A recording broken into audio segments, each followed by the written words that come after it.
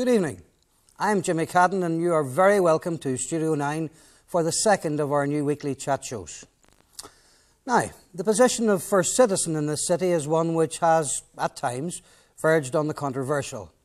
We have had some mayors refusing to meet visiting dignitaries, such as the President of the Republic.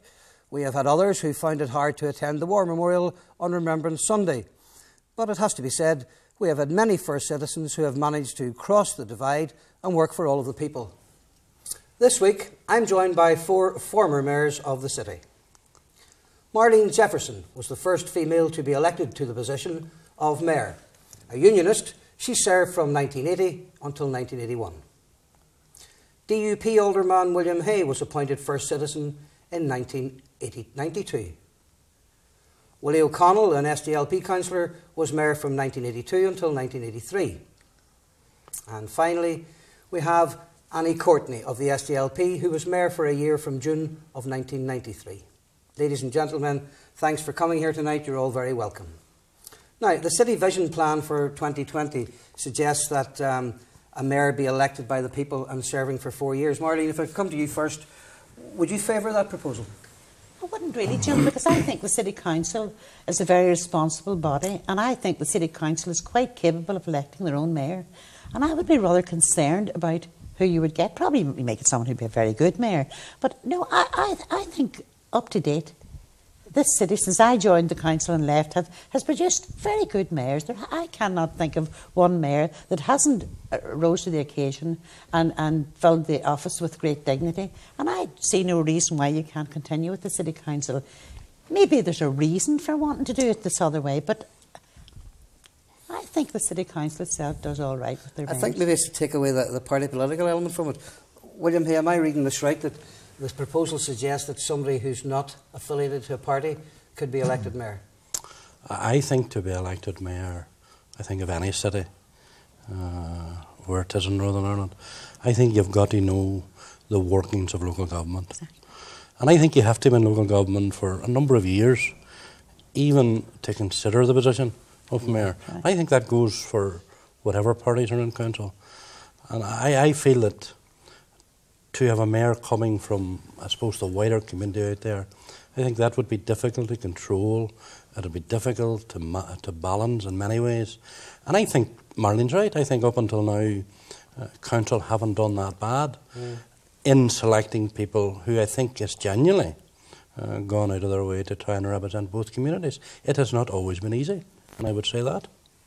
Well, O'Connell, I think what this vision report is proposing here is somebody who would bring a personality and a style and a bit of panache to the job. Could you not see that that would have its benefits? Well, I think that they're actually talking about an executive mayor who'd be elected for the 4-year term and maybe even longer. And my estimation, you know, for people to aspire to be first citizen of the city is something that you know, everybody would like to do, you know. And I think in that particular way, if you have a council like you have in Derry City Council of 30 councillors, somehow it might rule out the political element in it altogether and take it into a sphere where a civil servant would nearly be running the city instead of the people who are elected to do that from the community. I don't think it would be of any great benefit. I really think that it's an American style that they're trying to introduce into England, parts of England, and I hope they don't introduce it here. Let's get used to our politics and knowing each other and learn to live with each other, and then they can start experimenting then if things settle down maybe in the future. I mean, is it a particularly demanding role? I mean, does it take over your life? Well, yes, it does. I mean, there is no doubt it's very difficult to be mayor if you have another job. I mean, I think we all found that we had to take a year out from our particular jobs. But having said that, the idea of electing him from the general populace would not be a popular idea with myself. First of all, we pride ourselves at our power-sharing ability within the council. I think it would be difficult to achieve that if you just put somebody up and obviously the majority would rule. I think that would be very, very difficult, and I don't think it would be good for Derry. Everybody says you have to have a political, I think a political head at the head of a council has to be the right way to go, and I certainly would not be in favour of it, and I don't really think members of my party would be in favour of it. We try to share power, we do our very best to be as fair as possible, and I think in a situation like that, that would be extremely difficult. Well, hey, next year Sinn Féin Mayor, is that a likelihood? Well, I think that will be a difficult one. I think it will be a difficult one, I suppose, for maybe more or less the unionist community. Because I think we have come a long way, even in my year as mayor, which in some areas were difficult, but I think we got over it.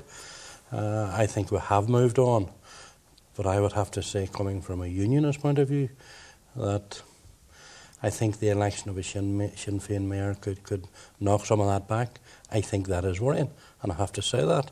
And I think I need to be honest when I say that. I think if we had maybe the political situation right, and looking at it down the road, and looking at how people do react to democracy in Northern Ireland, then I think we as Democrats maybe would look on it differently. But I think next year is going to be a difficult year for, I think, the entire unionist community. Because I think the bigger issue and the bigger political issue in Northern Ireland at this minute in time is not resolved yet. Willie O'Connell, I think William Hay there was alluding to decommissioning the Assembly or whatever. What's going to happen? Where do we go, for example, if the Assembly is suspended? It will be a very sad day for Northern Ireland if the Assembly is in any way put into suspension, or whatever they might call it. I think they're getting to know each other, the people there. They're learning how to work in government. We have seen what ministers can do even today, where one minister announced, I think, something in the region of 17 million for the camps in Belfast. And they're able to do things that local people haven't been able to do for a long number of years because of direct rule. I would like them to find an answer to staying together and work in government from the local point of view rather than having direct rule again. Annie, is the word behind the scenes in council that we are likely to have a Sinn Féin mayor? And if so, how does the suspension of the Assembly affect that likelihood? Well, probably wouldn't affect it very much at all if Stormont is suspended, because for a long number of years the only elected body were the councillors, and that was the case right throughout the 30 years of direct rule. And I think we kept at least a fair sort of elective system going. At the minute, yes, it has been a decision taken under the D'Hondt system that Sinn Féin will probably have mayor next year.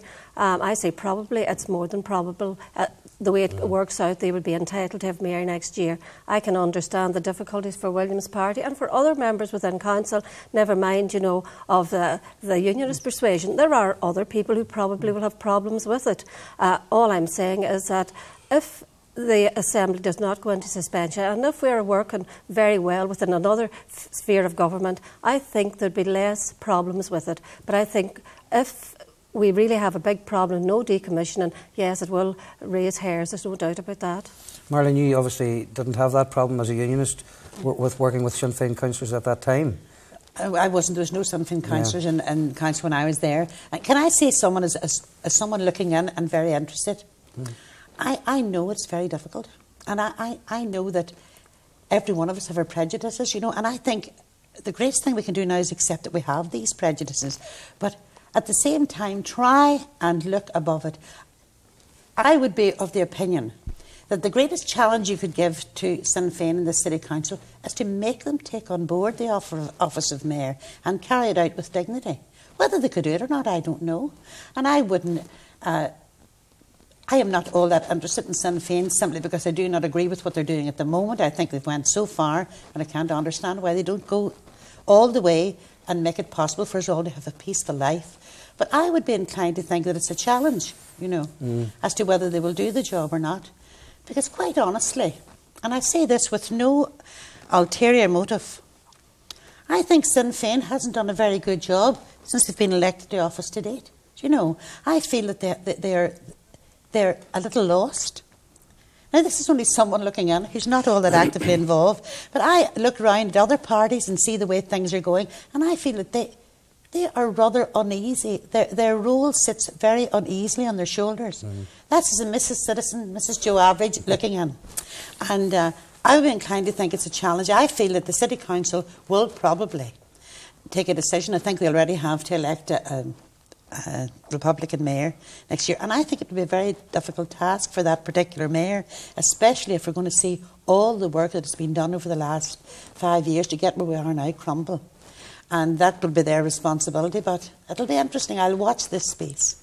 And if I can bring you in the decommissioning issue, surely if the Assembly suspended on Friday, and even if they set another deadline of May or whatever, I mean, after that, are we back to dangerous, dark days again, dangerous days? Well, I suppose the only thing that would give me a wee bit of confidence is that the IRA say they're not a threat. That's the only thing. Apart from that, I'd be very, very sceptical about the whole process. I think it's very easy to talk about putting something into suspension. Somebody was on the other night and said they put the last Assembly into suspension, and 25 years it took them to get it out again. I mean, we cannot afford to live our lives like that. And I think whoever at the minute has the power to try and move this process on, that we don't have a suspension, I think they should do it. And I really, everybody's appealing to the IRA, everybody's appealing to Sinn Féin, but I think if that's what it takes, they have to be appealed to and ask them at this particular time to look to the bigger picture, look at the community, look at north and south, all throughout Ireland. People want peace, and there's certainly nobody more than the people of Derry know what it is to have troubles. Well, hey, the guns are silent, according to Gerry Adams. Well, Peter Robinson's in government. Is that not, the guns stay silent? Can we not continue like that? Well, I think that, and I've said this for quite a while, both publicly and privately, I think Sinn Féin and especially the IRA have got to do something to build confidence within the entire community. Not only the unionist community. And I don't know, I think they've had the opportunity over this last 3 years. I remember they said they talked about giving up guns during talks, talked about giving it up after talks.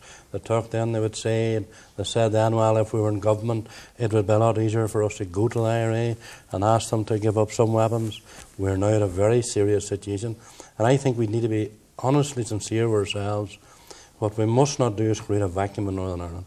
Because if we create a vacuum in Northern Ireland, we know fine well who's going to try and fill that vacuum. There are groups on both sides who would be happy enough to fill that vacuum. And I honestly do feel this whole issue of arms, and Barry Ahern is correct. It needs to be settled now. Because we're staggering from one disaster to another. And I have to say, I'm a unionist too who often said within the Assembly, there's many things I dislike, but always said very clearly that I would go there and represent the people that sent me there. I respect who's in the room, I respect who's sitting in a committee, I respect who's sitting in the Assembly. I was elected there to do a job, represent the people that sent me, and I would intend to do that. I think that's where everybody now is coming from. But I mean, I keep saying over and over again, I don't know, and I can't get into the mind, and nobody can get into the mind of the Provisional IRA. I mean, I don't know everybody who's everybody from an American president right through is saying you need to start now. But unfortunately, up until now, all of the efforts from everybody has failed. And I think Annie's right. If it comes to Friday and there's a suspension, I just don't know how to pick up the pieces. And I don't think anybody out there knows how to pick up the pieces.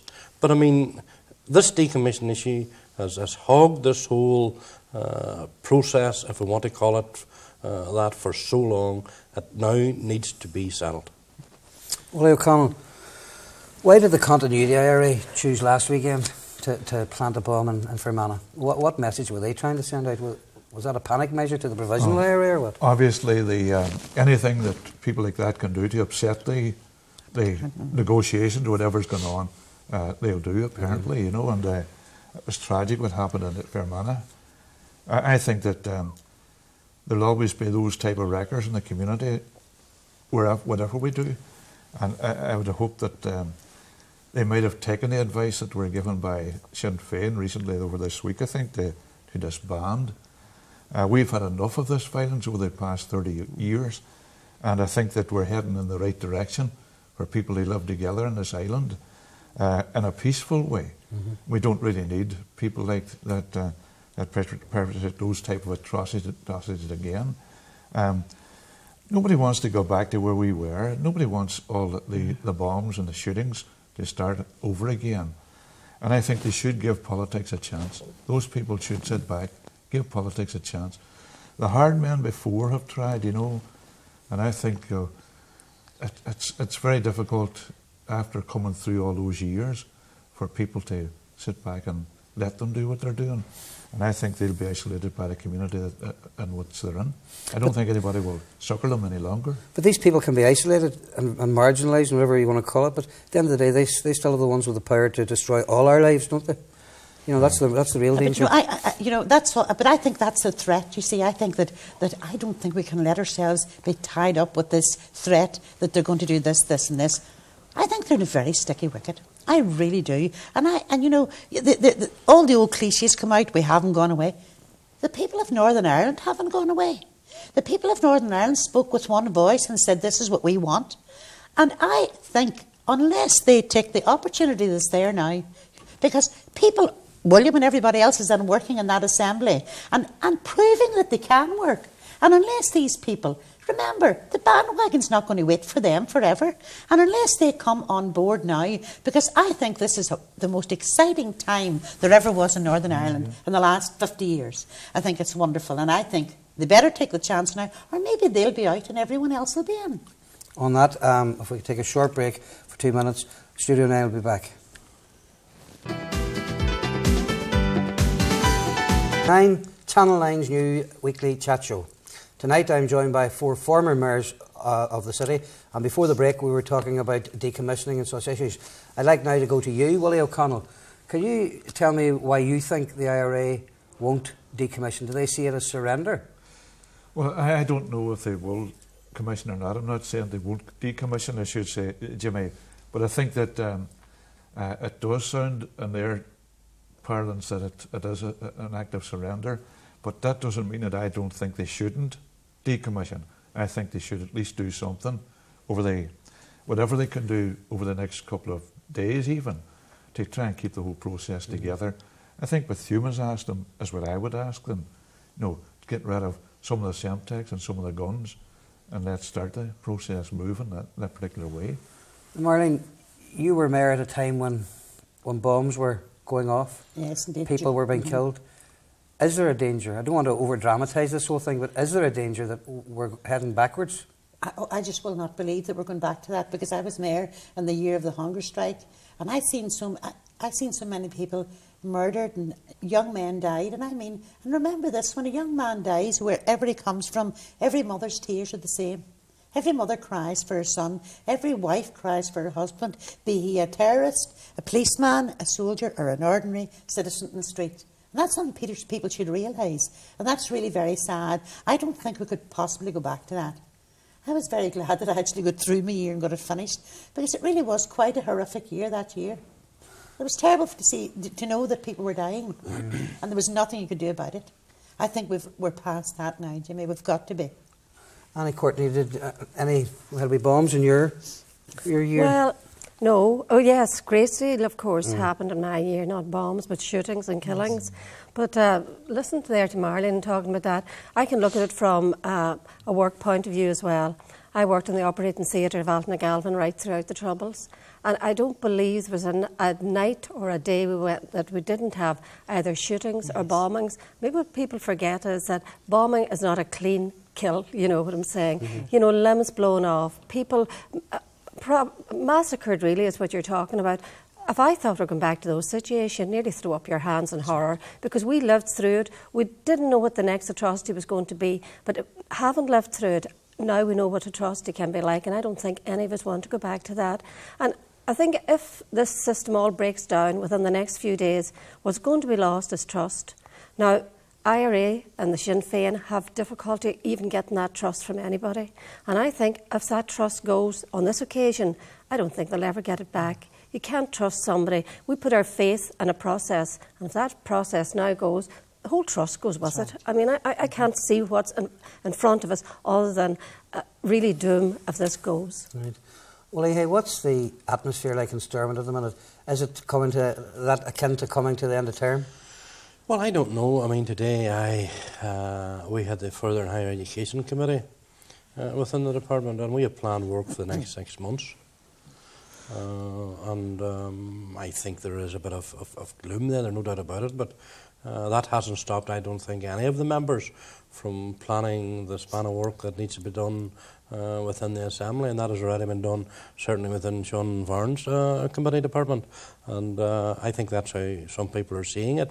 Somebody described it to me today as, you know, the band plays on, but like the Titanic, you know. That is really very positive, you know, to hear that coming from you.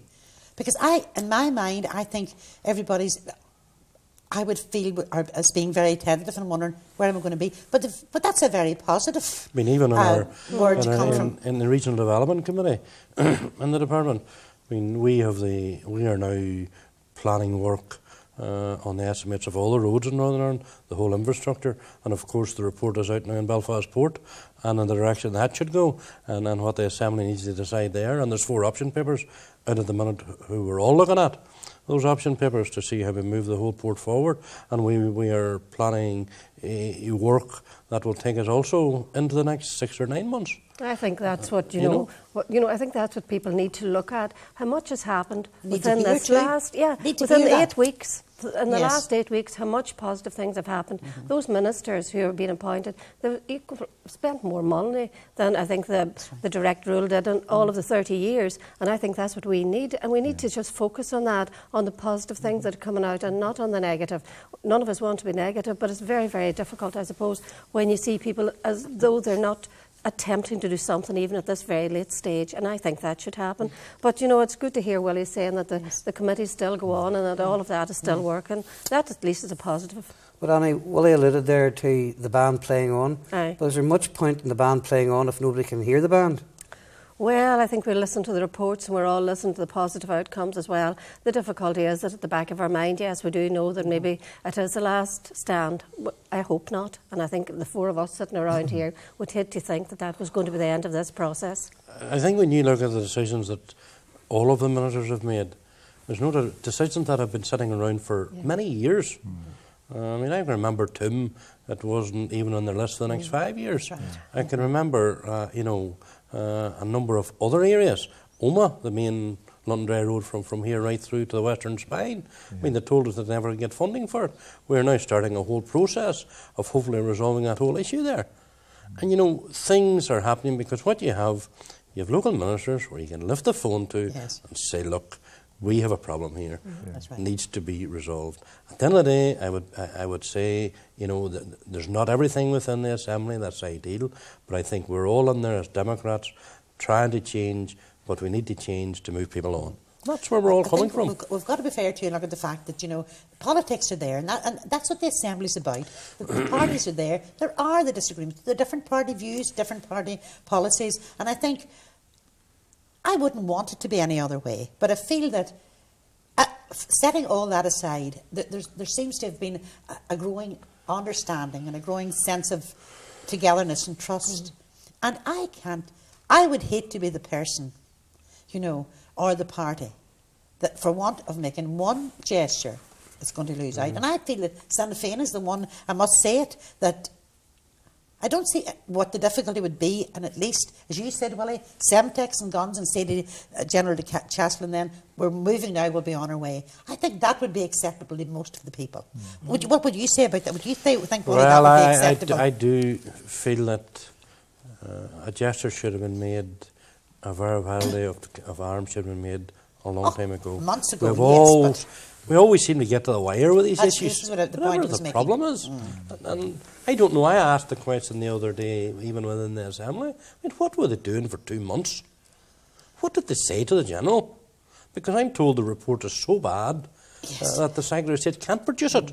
Because there's nothing in it at all of anything that would tell us that these people are changing. But I think, Willie, that report should have been produced to let the people say. I think the days of hiding reports and saying nothing are all over. I think that report should have been put on the table, it should have been put out in the media, and let the people know exactly what the report said. The only thing is, I suppose, if there's going to be another report, and it sounds as though there is going to be a report, we hope it'll be positive, and that taking the two together, at least it'll be some movement forward.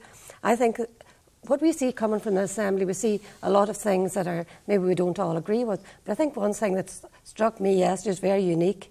And maybe very different, was Ian Paisley asking for St Patrick's Day to be a public holiday. Those are such positive things. It should be a public holiday. But, you know, maybe from the source it was coming from yesterday, it was good to see it.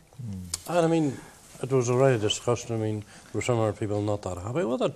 But I mean, he was making it very clear. This needed to happen. Yeah. Should have been happening years Could ago. have happened years ago. You know, to raise it now at this issue is all right. If it's going to happen, let it happen now. Would you not think that their argument about while politics is working and you're working together, the guns, if they're silent, won't come up again, won't start up again? You know, and would you not think they have an argument there? And I'm not taking their point of view. I know, Willie, but the question I would ask then, you know, they're in the democratic process.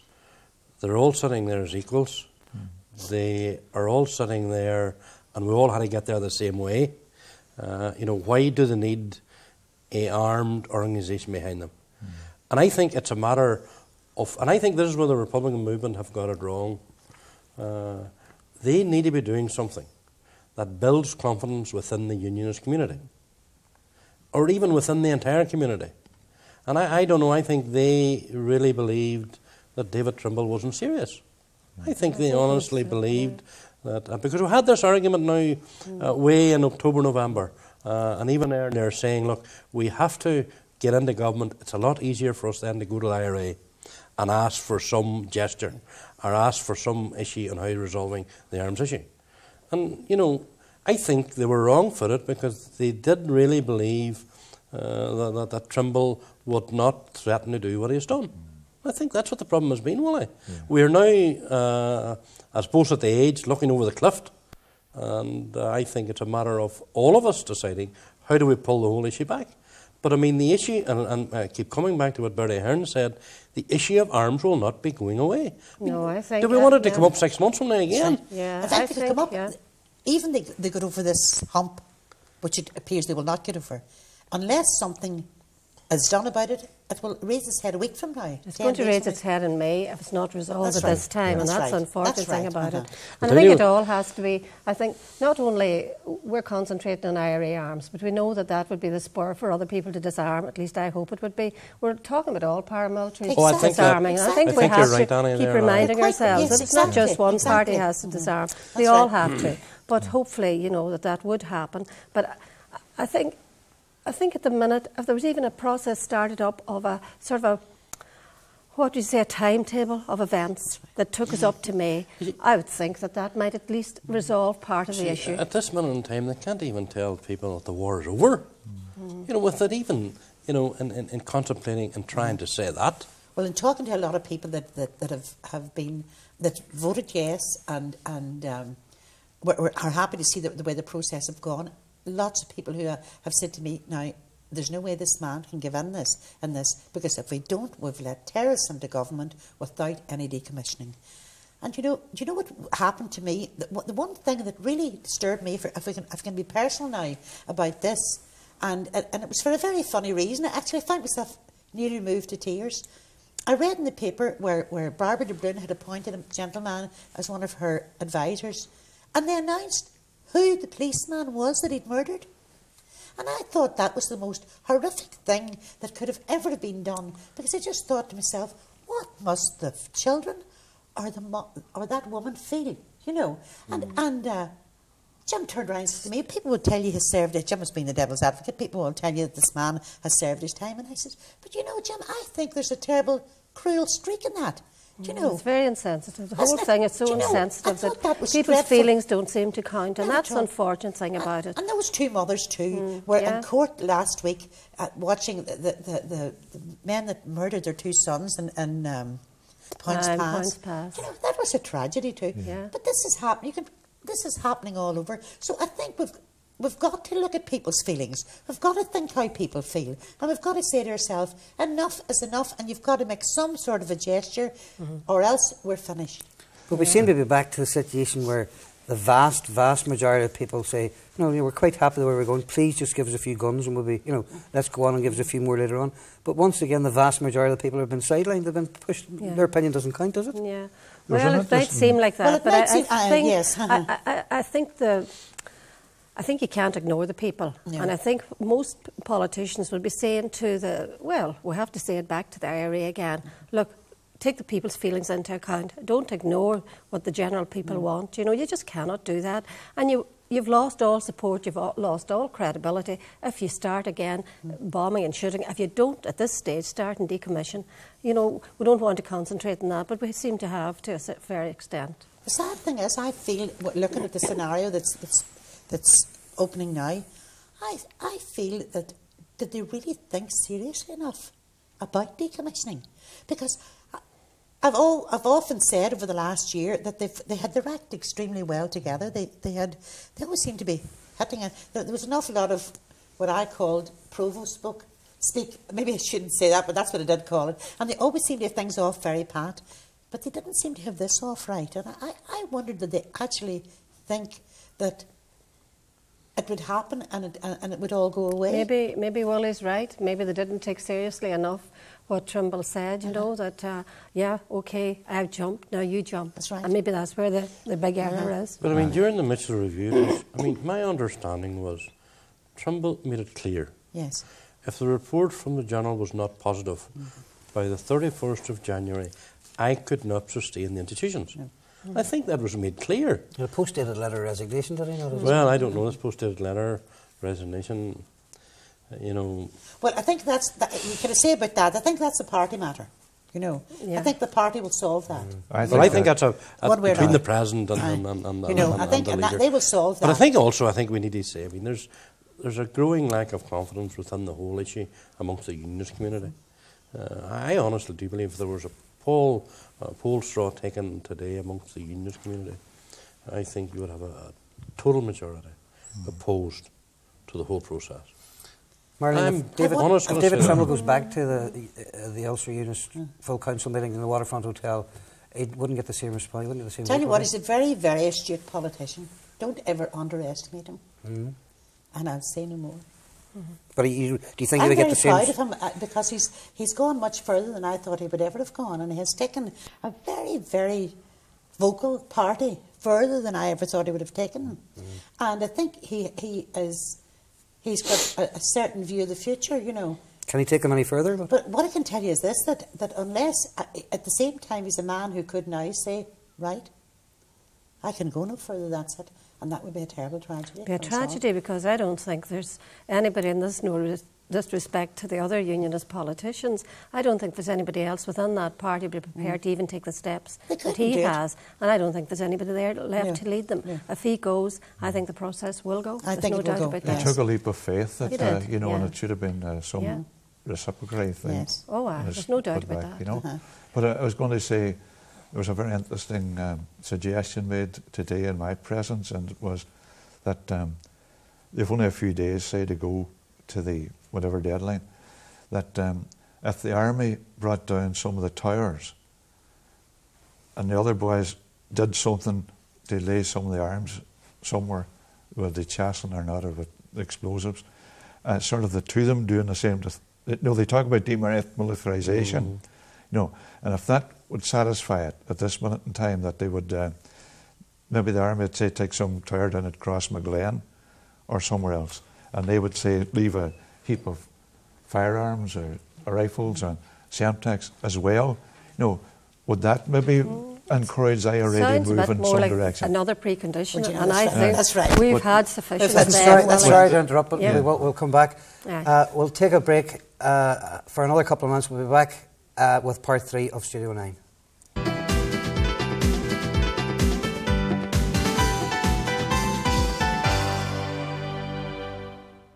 Welcome back to part 3 of Studio 9, Channel 9's new weekly chat show. I still have my 4 guests, the 4 former mayors, and I'd like to move the discussion, the debate on a wee bit here. Willie Hay, member of the Assembly and a member of Council. Let's presume for a minute that the Assembly does continue to work. Does that not further erode the powers, the status of a councillor, and therefore the powers and status of the mayor? Well, I think the good thing about the Assembly, the majority of people within the Assembly have either all been councillors or are still councillors. And I know there's a strong drive at the minute within the Assembly to look at local government to see how it can be better reorganised. And I think local government needs to be tied to the Assembly. And I see local government after the reorganisation as the second tier of government in Northern Ireland, where local government is working closely with the Assembly on all issues that are out there. And we don't see ourselves standing as sort of aloft from local government. And I do know the Minister, Sam Foster, and Sam at the moment, I know is looking to see how do we reorganise local government, that they are more accountable. How do we get into a situation of streamlining local government in Northern Ireland? I think it's very difficult to defend 26 district councils in Northern Ireland. I have to say that. But I have to say there's a stream running through the Assembly that, local government organised, tied to the Assembly, councillors properly paid for the job of work they do, and looking to see what extra powers you can divert back to local government. And also looking at all the quangos that are out there. And I mean, I know that the First Minister and Deputy First Minister is looking at that at the moment and looking to see what should come into the Assembly and what should come into local government. So, I mean, I'm very conscious of the fact I've been local councillor for 20 years, and I think most people out there who have been councillors and who are now in the Assembly feel that after reorganisation of local government, and we would like to have been doing that in the next 2 to 3 years, and really we're ending up where we have local government in Northern Ireland more or less on the same level as the Assembly, and looking at that as the second tier government in Northern Ireland. Well, O'Connell, 26 district councils, is that too many? I'm inclined to agree with Willie Hay about what Willie's saying about it being too many. I think that there's room there for reorganisation again and bringing them down to a smaller number, a better working unit. And I see the Assembly like that higher tier that's there, and I hope it stays there, and that the local councils could become that second tier of government. We must remember that local councils over the past 30 years have been the backbone of political representation for all communities in Northern Ireland and have helped to sustain communities through very difficult times. And some councillors' lives were at stake when they were members of different councils, and some of them suffered from that.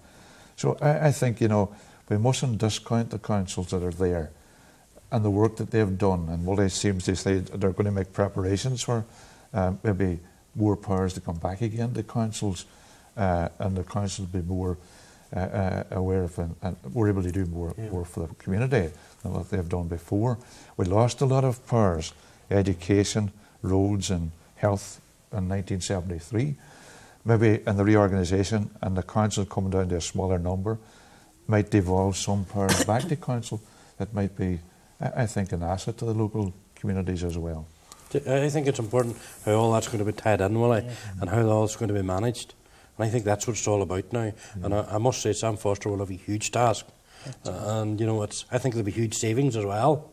And I don't envy Sam's job at all now. I have to say that as Minister. Annie, do you feel your role as a councillor has been weakened any or lessened any by the existence of an Assembly? Oh, not at all. I think, having accountable government is the one thing we'd all look forward to, and we did look forward to for years. It comes as no surprise to any of the councillors that there would be a reorganisation, because it's been on the cards for so long, and any time we muted it to any of the civil servants, they always said, oh, that's going to be up to your new elected Assembly to make that decision. I think it's good that they're going to look at that. I think there'll always be a Derry City Council or a Derry Council, whether it will be enlarged or whatever. But I think it's good that they look at the government. You cannot sustain 26 councils if you have fully elected 108 Assembly people up there at Stormont. So I think we would look forward to that change. I don't think any of us would be in any way concerned about it. We know there's going to be a change, and we would look forward to it. And we'd look forward for the Assembly continuing being able to do that. I think that would be very positive for everybody. Marilyn, you're clearly passionate about your politics. Do you miss it? Do you miss the day-to-day involvement? I don't miss the day-to-day involvement, because I've been very fortunate from my left, active politics. I have been very busy and I enjoy what I'm doing. But I take a great interest in the council, especially our own city council. And can I say to them all, I hope they all take a very good bow, because they have held the fort over all these years when we didn't have any accountable government in Stormont. And I'm very glad it's back. I hope it stays. And there will be reorganisation, but they can all hold their heads high. The 26 councils have done very well. Some of them better than others. Our own, for example, Wally, you know. Yes, but at the same time, they can all hold their heads high. They've done a very good job. And like everything else, they'll embrace reorganisation too. Right. If I can change tack almost totally here and start with you, Annie, what would be the one thing that you would remember from your year of office, your achievement perhaps? Oh, achievement would be very difficult. I think most mayors don't achieve as actually something on the ground, but maybe some memories. Right. I suppose one of the things that the community really enjoyed was Derry winning the All-Ireland, the Sam Maguire Cup. That was a great day for Derry, irrespective of what part of the community I think you came from. There was a great feeling of celebration, and as it was the first time it had happened, the first time that it came to us, I think that was a big highlight as well. And, you know, all the things that are around that, it's not just the fact of got the Sam Maguire Cup, it's the fact that so many people have been part of it and they enjoy it and we have celebrations. I think that's good to look back on, that you have actual celebrations, and I think there's no doubt you always as well like to see your name up on something. I always look down at airport, the City of Derry Airport, my name, you might not see it very well, but it's in the glass there. You know, I'm just hoping that it stays there. We all look to have something to remind us that we were some stage mayor. No, I think there's probably other memories, but I just can't recall them at the minute. Well, Connell, the biggest achievement perhaps? I'll tell you, Annie reminds me of something there. I opened the boathouse at Brahen and the council sold it. I opened the tourist centre at Water Street and they knocked it down. I tried to tell you something. So I'm beginning to wonder, the only plaque that's in my memory is in the Tower Museum at the minute. Because we laid the foundation stone there. But a memory that stands out is the opening of what we called Enterprise House, which was the old factory in Little James Street, Sackville Street there, where small businesses could go in and for a nominal sum rent the premises out and have all the secretarial services and financial services that they needed to run their businesses, run from the council's point of view. I opened that in my year, and I think it was something that Eurocentre West now has come in. Something like that. That's on a better scale now, Eurocentre West. But this was to give young people with young business entrepreneurs in the city who wanted to do some of themselves an opportunity to try and move into the business scene. And they were helped to establish themselves over a number of years. And in fact, the minister, I don't know who he was at the time, not quite sure, I think it might have been Jim Pryor, took that idea and brought it into other areas in England as well as here because they thought it was an excellent idea.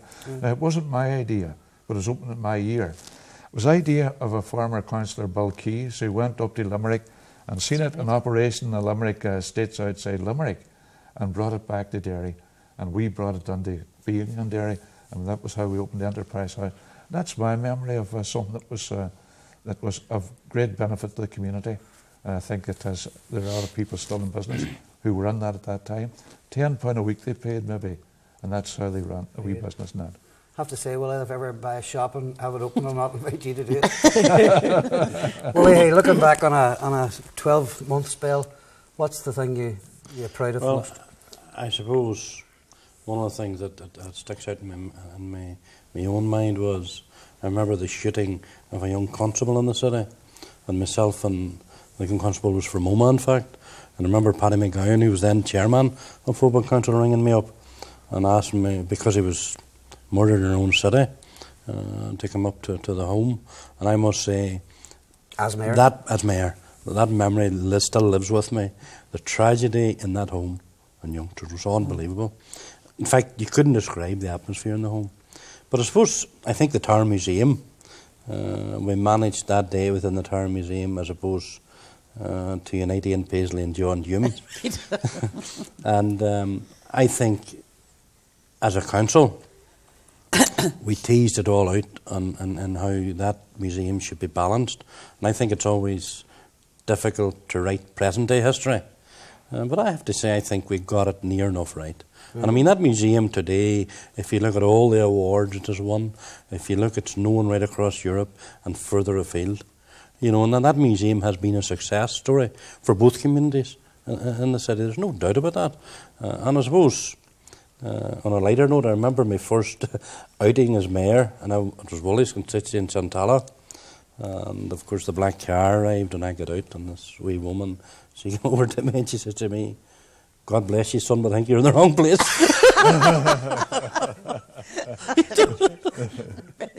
And she literally blessed herself. She says, "Son, I think you're in the wrong place." And came over to whisper to me, you know. Looking after you, Will. That's right, you know. Marlene, 1981. That's so long ago that I can't remember. All I do remember is, when I do think back, that the first years in council, the new council, we were always preparing the way for what was going to happen. And I remember saying to Jim, whenever Annie got involved and was involved in the theatre, and it's on the ground now, which is really wonderful, I said, it suddenly made me realise how long it took to get things on the ground. Isn't that right, Willie? It took a long time. But if I have one memory that I thought was very funny, and I was very proud too, whenever Archbishop Brunsey came to visit the city, and being a member of the Church of Ireland, I was very pleased that he was coming. And I remember Terry Waite came with him too. And Bishop Daly had rung me up and said, "I'll be down, it'll be with you there, and we're going to have a lovely day." So he was there, the three of us were all standing talking, and then Archbishop Brunsey really surprised me by giving me an award of the Order of Augustine of Canterbury, and I was absolutely gobsmacked. You knew nothing about it? I could not speak. I hadn't even in fact, I got so filled with tears that I didn't know how to handle it. And Bishop Daly said to me, "You're all right, you know," and I said, I just was lost for words. But we were in the mayor's parlour afterwards, and Bishop Edward Daly was laughing at me, and he said, "I've never seen you stuck for words before." Just as that, Archbishop Brunsey came over and said to him, I'm sure you're very proud that I'm giving one of your flock this today." I said, "I'll tell you one better than that. I'm not one of us, I'm one of yours." And you know, Edward Daly and I often laughed about that afterwards, you know. That's one nice memory I have, and something I was very proud of. Except to say that when you go in as mayor, you're not looking for any. You don't expect bouquet. In fact, you don't even expect to be on as mayor sometimes. I think when you mentioned there Terry Waite, it just brought back to me the time the 4 hostages were. That's right. Were in Derry, you know, the 4 former Beirut hostages. That's right. That was a marvellous occasion. President Mary Robinson came up and greeted them first, but they were there for 4 days, and you know, it was a conference in the Guildhall. I think that was a very unique occasion. We're probably the only place that we ever had those 4 former Beirut hostages in, and you know, I don't think it was lost on them the amount of history and historical fact that was there that night as well. I think the good thing about the mayor of our own city here was that the council took a very conscious decision to make it a full-time job and to pay the person. I thought that was very important, because I know former mayors, and I think maybe in your time, Willie, you were trying to do your own work. You were trying to do your own work, and probably you the same, Marilyn, and trying to do mayor. And you know, you were trying to balance in your family life, and it just wasn't working out. Where I think a few years after that, the council took a very conscious decision. You made it a full-time position, fully paid position. And I mean, the fully paid position, I mean, I know when I was mayor, I was doing 14, 15 hours a day. Yes, you know, I think Joe Public out there sometimes see you at a function.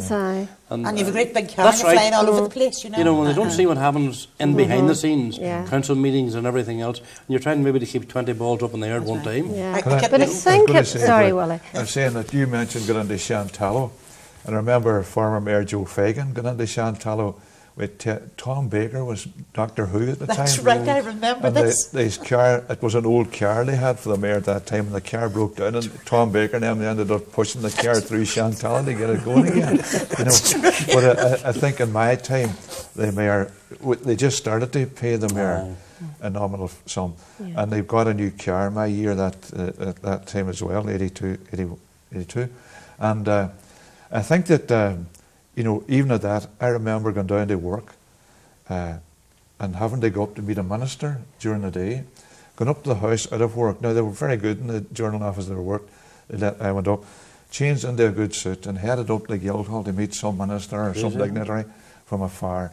And then, never finished with that, down to home again, changed into my working clothes and down to work again. That's how I conducted my year. But I think, irrespective, it's a great year.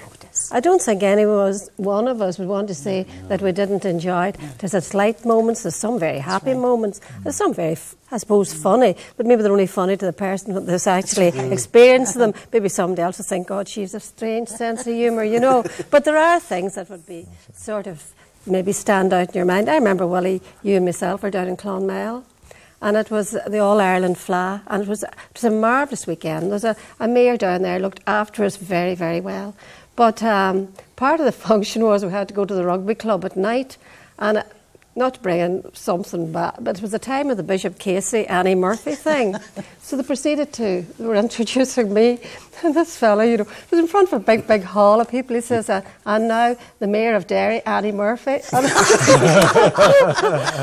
all I could do was laugh, but he was so embarrassed, and he says, you won't believe it. I went all day, I've been telling myself, don't say Annie Murphy, please don't say Annie Murphy. And he proceeded to say it. So when I was thinking when Jimmy was talking about the funny things, that to me was very, very funny, and it was something that happened to yourself so easily, you know. But I think also, I mean, a mayor being paid at least, you know, somebody, you know, ordinary person there can take on the position because they know there's a salary with it. Yes. A lot of people, I'm sure, if you went back to the early 80s, couldn't just take a job on.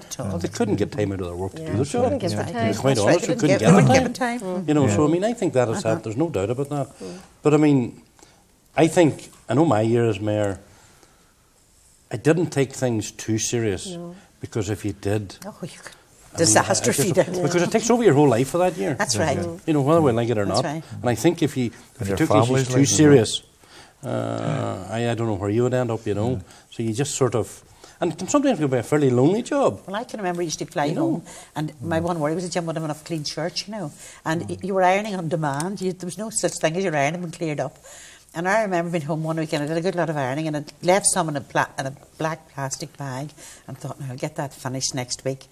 And then I was doing a clear out of the cupboard and threw the plastic bag out of the bin with the shirts in it, and I had to go out and go through the bin to get the shirts out. Listen, I'm sorry to have to interrupt. I'm actually enjoying this myself. It's very entertaining.